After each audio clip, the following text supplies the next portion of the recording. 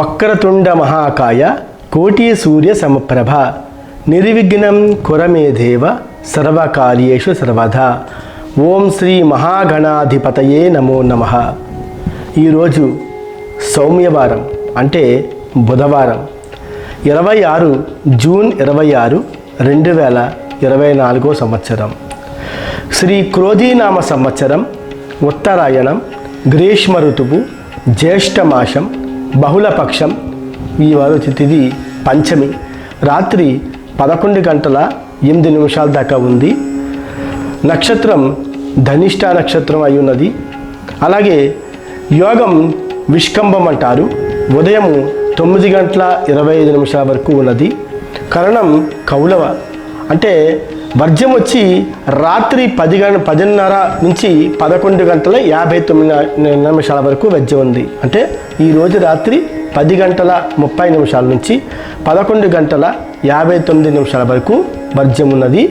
దుర్ముహూర్తము ఈరోజు ఉదయం 11 గంటల 36 నుంచి 12 గంటల 28 దాకా దుర్ముహూర్తం ఉంది. అలాగే అమృతకాలం ఈరోజు ఉదయం 5 గంటల 53 నుంచి ఉదయం 7 గంటల 25 వరకు కూడా అమృతకాలం నడుస్తుంది. మనం ఏ పని తలపెట్టినా సరే ఆ టైంలో ఆ మధ్యకాలంలో చెప్తే కనుక ఆ జయకార్యం అవుతుంది. అలాగే రాహుకాలం వచ్చి మధ్యాహ్నం 12 గంటల నుంచి 1 గంటన్నర దాకా. ఆ టైంలో రాహుకాలం ఉంది కాబట్టి కొంత ప్రయాణం అవసరమైనా లేకపోతే కొంచెం ఇంపార్టెంట్ పని ఏమైనా ఉన్నా ఈరోజు మధ్యాహ్నం 12 గంటల నుంచి 1 గంటన్నర వరకు కొంచెం ఆ మధ్యకాలంలో చేయకుండా ఉంటేనే మంచిది, రాహుకాలం కాబట్టి. తర్వాత యమగంట కాలం ఉదయం 7:30 గంటల నుంచి ఉదయం 9 గంటల దాకా యమగంట కాలం ఉంది. సూర్య రాశి అయితే ఈరోజు మిథునం, చంద్రరాశి కుంభంలోకి వచ్చింది. సూర్యోదయం ఈరోజు 5 గంటల 31 ఈరోజు సూర్యోదయం అయింది. సూర్యాస్తమయం వచ్చి 6 గంటల 34 సూర్యాస్తమయం పూర్తవుతుంది. సూర్యభక్తి టీవీ ప్రేక్షకులందరికీ కూడా నా ఆశీస్సులు. అందరికీ కూడా శుభం కలుగుగాక. సర్వే జనా సుఖినో భవంతు. మీ శ్రీమన్నారాయణ శర్మ, కుక్కాపాము గుడి ఆంజనేయ స్వామి గుడి అర్చకులి అందరికీ కూడా నా నమస్కారములు. ఓం శ్రీ మహా ఆంజనేయ స్వామినే నమో నమః. ఈరోజు నేను మీకు ఏం చెప్తున్నానంటే, సూర్యభక్తి టీవీ వీక్షిస్తున్న ప్రజలందరికీ కూడా మీకు మంచి జరగాలని, మీ ఇంటి కుటుంబ సౌఖ్యమంతా కూడా సుఖ సంపదలతో, పాడి పంటలతో, పిల్లా పాపలతో, విద్యాబుద్ధులతో చాలా చక్కగా నిండు నీళ్ళు కూడా ఆయురారోగ్యాలతో క్షేమంగా ఉండాలని కోరుకుంటూ, గురు బ్రహ్మ గురుర్విష్ణు గురుర్దేవో మహేశ్వర గురు సాక్షాత్ పరబ్రహ్మ తస్మై శ్రీ గురవే నమః. గురు బ్రహ్మ గురుర్విష్ణు గురుర్దేవో మహేశ్వర గురు సాక్షాత్ పరబ్రహ్మ తస్మై శ్రీ గురవే నమః. ఈ పద్యము మన ఇంట్లో ఉన్న పిల్లలకి అందరికీ కూడా ప్రతిరోజు ఉదయాన్నే లేవగానే మనం నేర్పాలి. పిల్లలు ఉదయాన్నే లేవగానే భగవంతుడికి నమస్కారం అంటే హయగ్రీవుడికి ఒక నమస్కారం, దక్షిణామూర్తికి ఒక నమస్కారం. పిల్లలకి లేవగానే వాళ్ళ యొక్క అరచేతులను చూపించి అరచేతులతోటి చూసుకుని భగవంతుని పూర్తిగా మనసులోనే తలుచుకుని, వారు ఈరోజు నేను ఎలాగైనా సరే మంచి మార్కులతోటి, చక్కని చదువుతోటి, చదువు అనేది అందరూ చదివేస్తారు, అందరూ చదువుతారు. కానీ ఎలా చదవాలి? ఆ పాఠం మీద దృష్టి చదవాలి, అంటే దృష్టి పెట్టి చదవాలి. దృష్టి పెట్టి పాఠంలో ఏముందో సారాంశం నేర్చుకుని, పాఠశాలకు వెళ్ళిన తర్వాత ఆ ఉన్న పద్యం కానీ లేకపోతే అందులో ఉన్న పష్టపాఠం యొక్క సారాంశాన్ని కానీ మనం గ్రహించి అందులో ఉన్న నీతి ఏమిటి, ఈరోజు నేను ఈ 40 నిమిషాలు కూడా నేను ఏం నేర్చుకున్నాను అనే ఒక విషయాన్ని మీరు తలంపుతో ఉంటే కనుక మీ చదువు సార్థకమైనట్టే. అందరూ చదవడం వేరు, ఒక రకమైన పద్ధతిలో చదవడం వేరు. కాబట్టి ప్రతి పద్యాన్ని కూడా, అంటే ఉదాహరణకి గురుర్ బ్రహ్మ గురుర్ విష్ణు గురుర్దేవో మహేశ్వర గురు సాక్షాత్ పరబ్రహ్మ తస్మై శ్రీ గురవే నమః అన్నాం. అంటే మనం తల్లి, తండ్రి, గురువు ఈ మూడింటిని కూడా మనం ఎప్పుడు నిత్యము స్మరించుకుంటూ ఉంటే కంపల్సరిగా మీకు విద్యాబుద్ధులు వస్తాయి. గురువు గారిని బ్రహ్మతో చూడాలి. పూర్వం కాలం నుంచి కూడా సనాతన ధర్మం నుంచి కూడా గురువు మనకి బ్రహ్మతో సమానం. కానీ ఈనాడు ఏం చేస్తున్నారు, గురువు బొమ్మ అయిపోయాడు. గురు బొమ్మ అంటున్నారు, గురు బ్రహ్మ అంటలేదు. అది మనం చదివి తీరులోనే, అంటే చదువుతో పాటు సంస్కారం కూడా లేకపోతే మన చదువు వ్యర్థమే, మన చదువు పూర్తిగా వ్యర్థం. అంటే పూర్వం కాలం నుంచి తులసీదాసు, సూరదాసు, మీరాబాయి ఇలాంటి రకరకాల అందరు కవులు కూడా, అందరు కవిత్రులు కూడా మన సనాతన ధర్మాన్ని చెప్పుకుంటూ వచ్చారు. మనం ప్రపంచంలో ఎలా జీవించాలి, ఎలా ఉండకూడదు, ఎలా ఉండాలి, ఏ రకంగా ఉంటే మన యొక్క భవిష్యత్తు పునాది మనం ముందుకు వెళ్తాము, ఇవన్నీ కూడా మనం కేవలం సంస్కారం నుంచి మాత్రమే నేర్చుకోగలం. కాబట్టి గురు బ్రహ్మ, గురువు విష్ణువు, ఆ పరమేశ్వరుని, ఆ గురువుని, మన కళ్ళ ముందున్న గురువుని ఒక బ్రహ్మ కాను, ఒక విష్ణువు కాను, ఒక మహేశ్వరుడు గాను మనం చూడాలి. ఉదయం లేవగానే తల్లిదండ్రులకి ఎవరైతే మనస్ఫూర్తిగా నమస్కారం చేస్తారో, ఉదయం లేవగానే ఎవరైతే తల్లికి తండ్రికి మనస్ఫూర్తిగా నమస్కారం పెడతారో, వారి తర్వాత మూడో ప్లేస్లో ఉన్నది గురువు మాత్రమే. అటువంటి గురువుని మనం ఎప్పుడు కూడా బ్రహ్మ కాను, విష్ణు కాను, మహేశ్వరుడు కాను చూసుకుంటే కనుక మనము చదువుతో పాటు సంస్కారం, సిద్ధి, బుద్ధి ఇవన్నీ కూడా మనకు అలవాటు అవుతాయి. ఆ వినాయకుడి యొక్క ఆశీస్సు వల్ల కూడా మన భవిష్యత్తు పునాదుల్లోంచి చాలా చక్కగా వెళ్తుంది అని మీకు చెప్పడంలో చాలా ఉంటారు. కాబట్టి ప్రతిరోజు కూడా మనము తల్లిదండ్రులను సేవించాలి, గురువుని సేవించాలి, భగవంతుడికి దండం పెట్టుకోవాలి. హయగ్రీవ స్తోత్రాన్ని నెక్స్ట్ నేను ఎపిసోడ్లో హయగ్రీవ స్తోత్రాన్ని ఏ రకంగా మనం చెప్పుకోవాలి, హయగ్రీవుని ఏ రకంగా ఆరాధించాలి అని మనం చెప్పుకుందాం. అలాగే ఆంజనేయ స్వామి వారి యొక్క బలం ఉంటే, ఆయన యొక్క ఆశీస్సులు ఉంటే, ఆయన యొక్క కంటి చూపు మీ మీద పడితే మీ భవిష్యత్తు ఏ రకంగా మారుతుంది అనేది మనం కంపల్సరిగా తెలుసుకుందాం. తర్వాత మహేశ్వర గురు బ్రహ్మ, గురు విష్ణు, గురుదేవో మహేశ్వర, గురు సాక్షాత్ పరబ్రహ్మ. నీకు ఎప్పుడు కూడా ఆ గురువు యొక్క అన్నదండలు ఉంటే, గురువు యొక్క చూపు నీ మీద పడితే, నీ యొక్క ఆస్థానంలో నీవు ఏ కోరికైతే నేర్చుకుంటావు అనుకుంటున్నావో, ఏ ప్రదేశానికైతే చేరుకుంటావు అనుకుంటున్నావో, ఆ ప్రదేశానికి నిన్ను తీసుకెళ్లేవాడు సాక్షాత్తు పరబ్రహ్మ రూపంలో నీ ఉపాధ్యాయుడు మాత్రమే అని నువ్వు కంపల్సరిగా తెలుసుకోవాలి.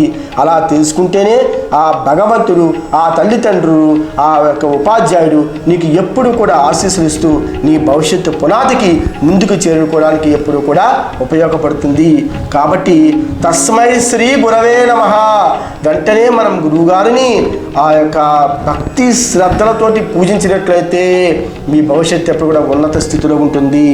ఈ రోజుల్లో కేవలం చదువు ఒకటే ఉపయోగపడదు. చదువు వెనక నీకు సంస్కారం ఎంత ఉన్నది అది మాత్రమే ముఖ్యం. అంటే ఎదుటి వాళ్ళు ఎవరైనా ఇంటికి వస్తే గౌరవంగా మాట్లాడటం, అంటే కూర్చోబెట్టి వాళ్ళకి నీకు చేతనైనంత అంటే నమస్కారం అండి, కూర్చోండి, నాన్నగారు వస్తారు. ఒక సంస్కారం అనేది లేకపోతే నువ్వు ఎన్ని డిగ్రీలు పాస్ అవుతాయి ఏముంది, ఎంత ఇంజనీరింగ్లు పాస్ అవుతాయి ఏముంది. కాబట్టి ప్రతి మనిషికి కూడా నేర్చుకోవాల్సింది సంస్కారము. రెండోది మంచితనం. అంటే ఎదుటివాడు మనకి అపకారం చేశాడు కదా అని చెప్పేసి మనం ఎదుటివాడికి ఎప్పుడూ కూడా మనం అపకారం చేయకూడదు. అపకారకే బదిలే ఉపకార కన్నా చాయి. అంటే ఎదుటివాడికి మనం ఎవరైనా సరే అపకారం చేస్తే మనం తిరిగి మళ్ళీ వారికి ఉపకారం చేయాలి. ఉదాహరణకి తులసీదాసు ఒక పద్యం చెప్పాడు. ఏం చేసా, తులసి సంత సువంబతరు ఫూలీ ఫలహిం పరహేత్ యతతే ఏ పాహనహనత్ ఉతతే వే ఫల్దేత్ అన్నాడు మహానుభావుడు తులసీదాసు. తులసీదాసు ఏమన్నా అంటే, ఒక ఏమీ మాట్లాడలేని ఒక మామిడి చెట్టు, కదలలేని, కూర్చోలేని, అటు ఇటు తిరగలేని, జ్ఞానం లేని ఒక మామిడి చెట్టుకి ఎంత జ్ఞానం ఉందంటే ఎదుటివాడికి ఉపకారం చేసే గుణం ఉంది. అంటే మా చెట్టు మాట్లాడుతుందా? ఏ చెట్టు మాట్లాడలేదు. చెట్టు ఏమైనా తింటుందా? ఏమీ తినలేదు. చెట్టు ఏమైనా అటు ఇటు తిరుగుతుందా?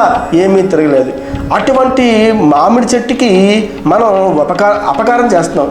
ఎలా అపకారం చేస్తున్నాం చెప్పండి? మామిడి పళ్ళు అందకపోతే మనం కింద ఒక రాయి తీసి మనం ఆ యొక్క మామిడి చెట్టు మీద ఉన్న మామిడికాయకి మనం గురి చూసి కొడుతున్నాం. గురి చూసి కొట్టిన వెంటనే ఆ మామిడి పండు కానీ మామిడి కాయ కానీ అది తిరిగి నేల మీద పడుతుంది, దెబ్బ తిని అది కింద పడుతుంది.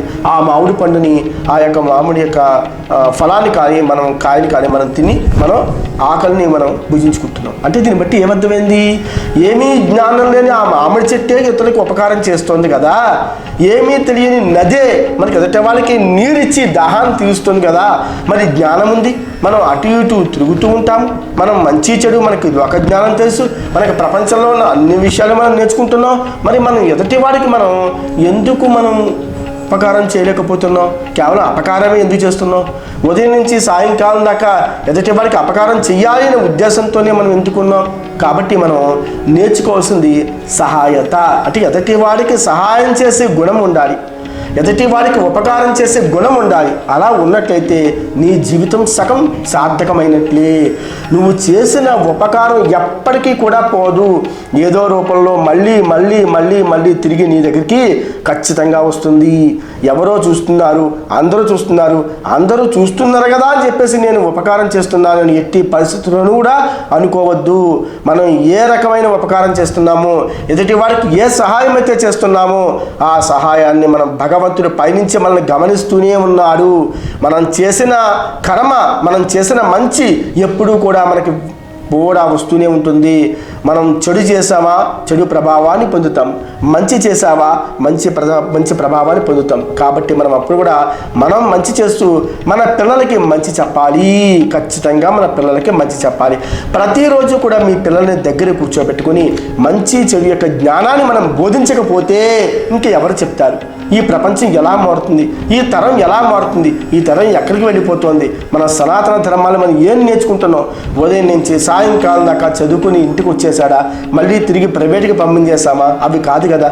కనీసం మనకు పాశ్చాత్యం ఇచ్చారంటే చిన్న చిన్న గీతాలు, సంగీతం, నృత్యం, డమరుకం, ఇలా ఏదో ఒక కోర్సుని మనం నేర్పుతూ ఉంటే పిల్లలు ఆటోమేటిక్గా కూడా వాళ్ళలో లేని ఒక కొత్త శక్తిని వాళ్ళు పుంజుకుంటారు అన్నది చాలా వరకు కరెక్ట్ అయిన మాట అన్నమాట. కాబట్టి పిల్లలకి న్యాయంగా ధర్మంగా ఉండేటట్లుగా మనం అందరం కూడా వాళ్ళకి నేర్పుదాము, కొత్త విషయాలు నేర్చుకునేలా చేద్దాము. ఈ తరాన్ని నెమ్మదిగా సనాతన ధర్మంలోకి దింపేలాగా మనం అందరం కూడా పాటిస్తాం.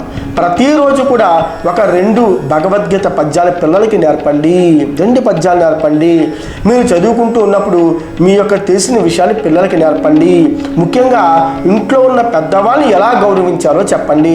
మన ఇంట్లో మన పెద్దవాళ్ళని మనం గౌరవిస్తే వాళ్ళు సమాజంలోకి వెళ్ళిన తర్వాత ఇతరులను గౌరవించే విషయం తెలుస్తుంది.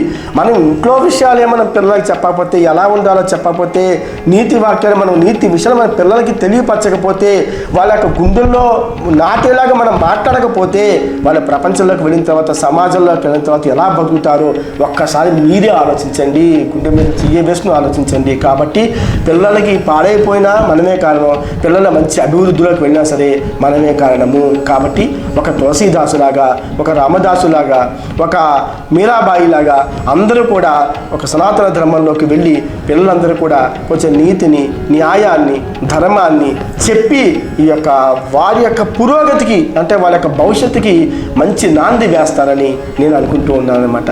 కాబట్టి సూర్యభక్తి టీవీ ప్రేక్షకులందరికీ కూడా మీకు మంచి జరగాలి గాక. ఓం భూర్భువస్సువః తస్సర్వితుర్వరేణ్యం భర్గో దేవస్య ధీమహి ధియో యో నః ప్రచోదయాత్. సకల దేవతా ప్రీత్యర్థం శ్రీ లక్ష్మీ గణపతి సమేత సీతారామ ప్రభు ఆంజనేయ స్వామినే నమో నమః. మీ అందరికీ కూడా ఆంజనేయ స్వామి, అలాగే సుబ్రహ్మణ్యేశ్వర స్వామి, అందరికీ హయగ్రీవుడు, ముఖ్యంగా పిల్లలకు కావాల్సిన హయగ్రీవుడి యొక్క ఆశీస్సులు వీరన్నీ కూడా మీ పిల్లలు కలగాలి. మీ కుటుంబం అంతా కూడా సౌఖ్యాలతోనూ సంతోషాలతోనూ ఉండాలని నేను మరీ కోరుకుంటున్నాను. నెక్స్ట్ ఎపిసోడ్లో మీకు హయగ్రీవ స్తోత్రం ఎలా చదవాలి, వాటి యొక్క ఉపయోగాలు ఏంటి, అలాగే పిల్లలు మంచి భవిష్యత్తులోకి వెళ్ళడానికి, జ్ఞానాన్ని సంపాదించడానికి, చెడు మార్గం గుండా వెళ్లకుండా వాళ్ళ యొక్క దృష్టంతా కూడా కేవలం చదువు మీదే ఉండడానికి, అలాగే పిల్లలు మంచి వాళ్ళ యొక్క ఏవైతే కోరుకుంటున్నారో, భవిష్యత్తులో ఏం అవ్వాలని కోరుకుంటున్నారో అలా అవ్వడానికి కావలసిన సూత్రాన్ని, మంచి మంత్రాన్ని మీకు ఎప్పుడు కూడా నేను ఈ యొక్క సూర్య భక్తి టీవీ ద్వారా నేను మీకు అందిస్తూనే ఉంటాను. కాబట్టి శుభం భవతు. ఓం భూర్భువస్సువః తస్సర్వితుర్వరేణ్యం భర్గో దేవస్య ధీమహి ధియో యో నః ప్రచోదయాత్. సమస్త దేవతా ప్రీత్యర్థం శ్రీ లక్ష్మీ గణపతి సమేత సీతారామ ప్రభు ఆంజనేయ స్వామినే నమో నమః.